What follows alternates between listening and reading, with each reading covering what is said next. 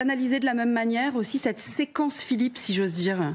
Oui, exactement. En termes de communication politique, c'est intéressant. Exactement. Et en fait, il faut souligner qu'il y a quand même une course multiple, politiquement parlant. C'est-à-dire qu'ils étaient tous dans la préparation quand même des municipales. Et de pouvoir positionner un certain nombre de relais dans les territoires pour chaque groupe politique. Or, s'il y a une nouvelle dissolution, ça vient bousculer aussi cet agenda-là et cet agenda de préparation. Donc forcément, effectivement, les prises de parole se raréfient. Mais et après, moi, il y a vraiment quelque chose qui m'interpelle vraiment dans ces différentes prises de parole, c'est que finalement, ils continuent tous à vouloir et à souhaiter prendre la parole sur ces notions de fond, sur ces notions programmatiques, sur ces notions de programmation au regard de ce qui pourrait se passer politiquement.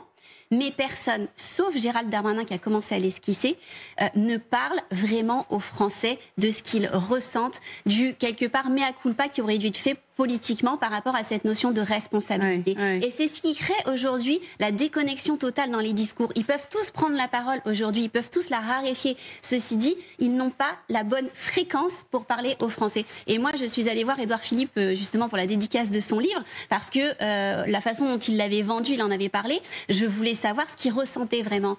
Et finalement, j'ai été très frustrée de son livre, parce qu'on n'est que sur des notions programmatiques et des idées, et on n'a pas du tout son ressenti. Quand vous parliez effectivement de loyauté, c'est exactement ça, c'est-à-dire que la liberté, elle n'est pas totale, il y a une loyauté, et moi je lui ai demandé d'accéder à ça. J'ai souhaité en fait pouvoir l'interviewer dans le cadre d'un podcast sur cette dimension.